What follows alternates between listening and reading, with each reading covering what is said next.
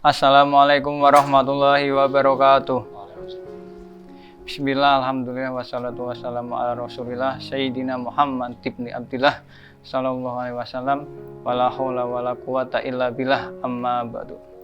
Ya, di episode kurma kali ini kita akan membawakan tema menjadi muslim yang produktif dan bermartabat di bulan Ramadan, di mana kali ini akan disampaikan dan dijelaskan oleh Pak Dzikrullah Fasya. Waktu dan tempat dipersilakan. Assalamualaikum warahmatullahi wabarakatuh. Bismillahirrahmanirrahim. Alhamdulillah wassalatu wassalamu ala rasulillah Sayyidina Muhammadin wa ala alihi wa sahbihi wa la hawla wa la quwata illa billah. Alhamdulillah, pada bulan ini kita melewati dan mengisi hari-hari kita di dalam bulan suci, yaitu bulan Ramadan, bulan yang di dalamnya dilipat gandakan amal ibadah yang asalnya sunnah dijadikan seperti hanya ibadah, melakukan ibadah wajib, dan juga amal ibadah wajib dilipat gandakan menjadi 7 kali lipat, sehingga ini menjadi acuan, menjadi satu pokok hal yang harus tertanam pada diri seorang muslim ketika melewati hari-harinya di bulan Ramadan, yaitu semangat untuk melipat gandakan kegiatan yang rutinitas dia lakukan setiap harinya. Dengan artian yang awalnya mungkin ibadah itu dilaksanakan dengan beberapa hal yang tidak begitu banyak, maka di kesempatan bulan Ramadan itu haruslah dia memperbanyak kegiatan kebaikan itu, dengan harapan kesempatan bulan Ramadan ini bisa menjadi maksimal sebanyak pahala dia dapatkan. Dan tentu itu harus tertanam benar dan juga bisa direalisasikan dengan baik dengan kegiatan apa yang dilakukan, dan tidak menjadi alasan ketika bulan Ramadan itu justru menjadi satu alasan untuk bermalas-malasan melakukan aktivitas, karena dengan alasan sudah begitu capek, kemudian tenaga yang tidak banyak seperti halnya ketika di luar kegiatan puasa. Jadi jangan sampai puasa ini jadikan satu alasan untuk justru menjadi alasan untuk tidak melakukan kegiatan ibadah itu. Mungkin tidak hanya ibadah, tapi juga aktivitas yang lain, semisal pekerjaan atau belajar mengajar, menjadi hal yang perlu dikurangi dalam intensitas kesemangatannya. Tidak, justru itu harus tetap berjalan dan juga harus ditambah, sehingga tidak ada hubungannya antara kemalasan dengan datangnya bulan Ramadan. Ya, kemalasan saya kira itu menjadi satu hal yang menjadi karakter orang. Jadi kalau orang itu sebelum Ramadan memang terbiasa malas, ya maka ketika Ramadan jangan mengkambing hitamkan Ramadan itu. Ya, kita ambil contoh lah ya, seandainya sebelum Ramadan itu dia sedikit untuk melakukan ibadah, ya saya kira di Ramadan pun dia akan sedikit bermalas-malasan, kecuali memang ada dorongan kesadaran kebutuhan pahala yang harus dia capai. Ya, toh kalau orang itu memang punya karakter pemalas, ya tentu ketika puasa pun nanti ketika dia kenyang, ya ketika dia berbuka puasa kenyang, dia malas untuk melakukan aktivitas setelah itu. Ya ketika malam kenapa nggak tarawih, ya karena kekenyangan, ada aktivitas keseharian yang lain, ingin keluar, ingin melakukan kegiatan yang lain. Kenapa kok malamnya nggak tahajud, kenapa nggak sahur, ya kan kita banyak menjumpai orang malam nggak mau sahur, nggak mau melakukan ibadah qiyamul lail di malam hari, ya karena memang watak dia ataupun punya karakter satu dorongan untuk bermalas-malasan, sehingga tidak bisa puasa ataupun Ramadan ini jadikan satu kambing hitam dalam hal kemalas-malasan itu. Dan tadi ketika bulan Ramadan itu menjadi hal yang penuh dengan lipat ganda pahala, maka harusnya ini mendorong orang yang awalnya mungkin bermalas-malasan bisa semaksimal mungkin melakukan kebaikan di bulan Ramadan itu.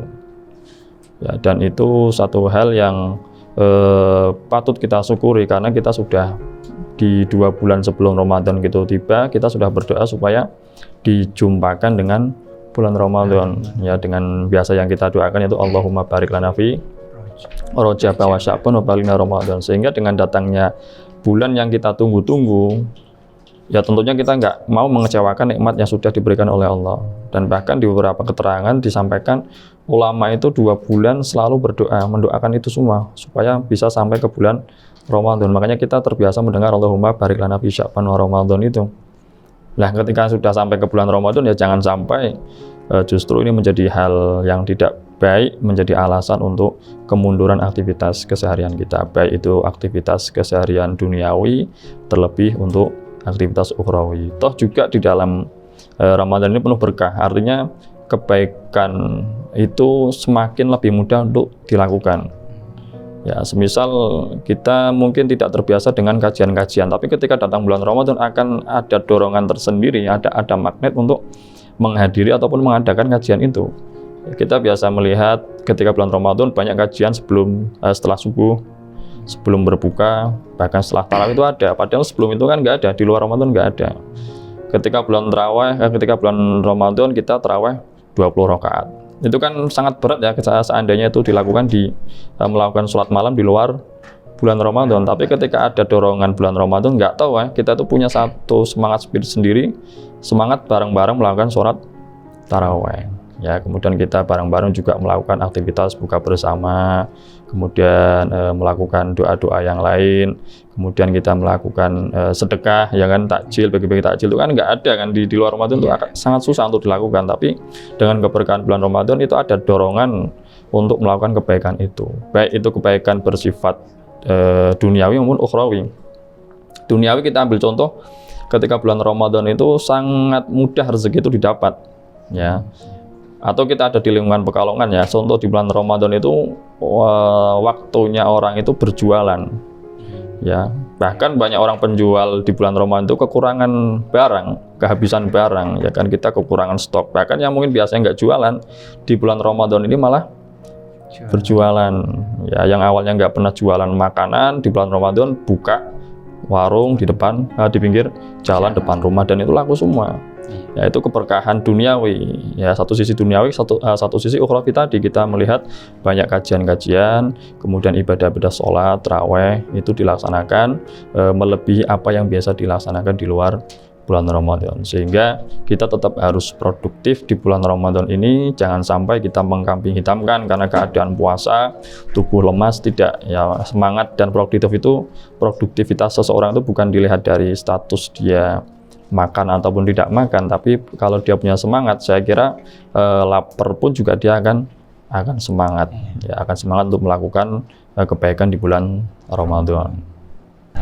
Ya, baik, terima kasih atas apa yang disampaikan oleh Pak Fasya. Selanjutnya kita akan masuk ke sesi tanya jawab ya, Pak. Ya. Nah, ini saya ada beberapa pertanyaannya, Pak. Yang pertama itu, jika seseorang muslim membuka warung makan di siang hari pada bulan Ramadan, bagaimana ya hukumnya, Pak? Padahal kan terus bagaimana dengan puasanya orang yang membuka warung itu? Oke. Hukumnya bagaimana? Ini fenomena yang sering kita lihat ya, atau dalam istilah kita namanya warung apa? Warung tertutup, ya, yang mendadak tertutup, ya, tertutup tapi terbuka. Ini terjadi di bulan Ramadan. Kalau kita mau melihat, ya, kita bicara hukum dan sosial, ya, itu dua hal yang berbeda. Kalau secara hukum tentu ada satu kaidah, ya, i'anah alal maksiyah itu satu maksiat. I'anah itu bermakna membantu satu aktivitas maksiat, itu juga termasuk maksiat. Contoh lain selain orang yang mokel di bulan puasa tadi adalah miras. Miras itu kan hukumnya haram. Kemudian orang yang menjual miras ini juga maksiat, ya, karena dia membantu orang melakukan kemaksiatan. Oh, zina, jenengan buat fasilitas orang berzina tempat. Nah, itulah tempat malam itu. Nah, itu juga berdosa walaupun jenengan tidak berzina. Seandainya, ya, tapi nggak tahu juga, ya. Orang penjual arak ya biasanya mabuk juga. Tapi kan seandainya dia nggak melakukan, itu pun sudah menjadi satu kemaksiatan tersendiri. Ya. Lah, sedangkan buka puasa mungkin kita katakan orang makan di warung. Mungkin mereka mengatakan kan nggak semua yang makan itu orang yang puasa. Ada orang perempuan yang mungkin haid, ada anak kecil, ada musafir. Oke. Kalau seandainya kita ingin mendetailkan hal semacam itu, maka seharusnya kalau orang mau buka warung di siang hari, dia hanya mempersilahkan orang yang memang punya uzur untuk tidak berpuasa. Artinya memang ya mungkin hanya boleh makan di sini orang yang tidak wajib puasa, baik itu secara tertulis maupun ketika datang memang ditanyakan hal itu. Tapi kalau yang saya lihat, ya mungkin secara umum dilihat, ya saya kira penjual itu nggak akan pernah membedakan. Ya kita lihat sengaja dia tutup, laki-laki masuk semua makan di situ keluar. Dia kan pasti kebanyakan tahu ini pasti orang yang wajib puasa, ini orang tetangganya sendiri masuk ke sini. Ya kecuali kalau memang posisi contoh di Pantura atau jalan-jalan raya lah ya. Kemudian ketika mau masuk tertulis hanya untuk orang yang tidak wajib berpuasa. Karena kan memang siang hari kan ada orang yang butuh makan, contoh wanita yang mungkin haid ingin jajan, kan itu juga boleh. Atau musafir yang bahkan tidak wajib untuk puasa kan mau cari makan juga itu akan membantu untuk mereka untuk makan siang ataupun makan yang lain. Lah, mungkin kalau memang dia niatnya untuk membantu orang yang tidak wajib puasa, maka hukum ini bisa berubah juga. Berubah menjadi boleh ya.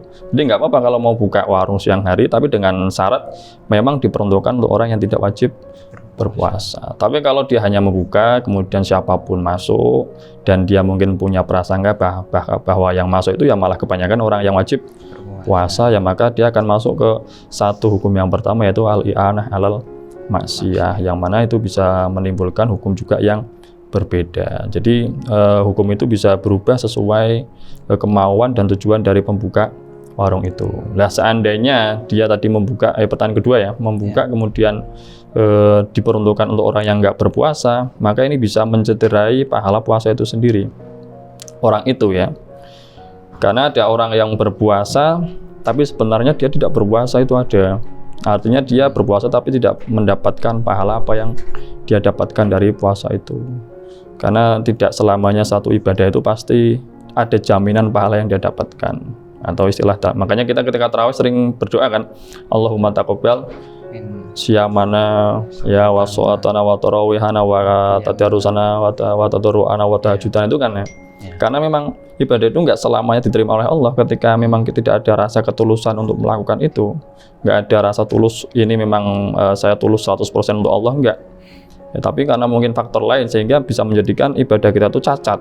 Ya kayak puasa tadi, Allahumma taqabbal siyamana. Kenapa kok kita diajarkan berdoa itu? Ya karena ulama tahu kalau nggak selamanya ibadah itu diterima. Sehingga tadi kalau seandainya mungkin kemaksiatan, satu ibadah disambung dengan kemaksiatan, itu mungkin puasanya secara fikih sah karena dia tidak melakukan hal yang membatalkan puasa.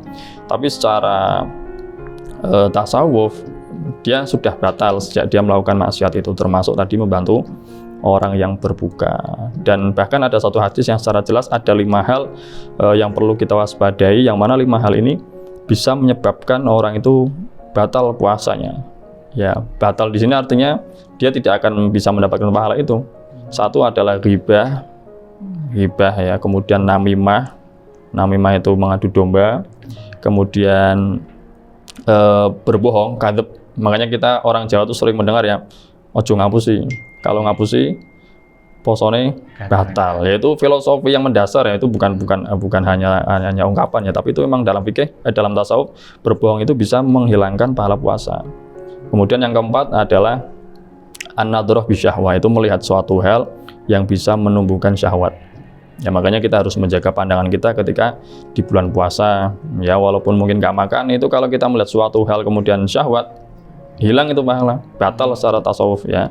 Dan yang terakhir adalah saksi palsu atau sumpah palsu. Yang ini kaitannya dengan pidana dalam fikih ya. Di sana ada saksi, ada sumpah dalam satu konsensus persidangan, lah itu bisa membatalkan puasa. Jadi itu hal yang sangat jelas bahwasanya tidak selamanya ibadah itu pasti akan mendapatkan pahalanya, tidak. Ya mungkin sah karena memang itu kewajiban harus dilaksanakan, tapi apakah akan dibayar atau tidak, ya tentu itu bisa dikembalikan kepada kualitas ibadah itu sendiri. Baik, sekian episode Kurma kali ini. Semoga apa yang telah disampaikan beliau bisa bermanfaat bagi kita semua. Amin. Amin. Saya selaku pembawa acara, mohon maaf apabila ada tutur kata yang disengaja maupun tidak disengaja. Terima kasih. Wallahu muwaffiq ila aqwamit thoriq. Wassalamualaikum warahmatullahi wabarakatuh. Waalaikumsalam warahmatullahi wabarakatuh.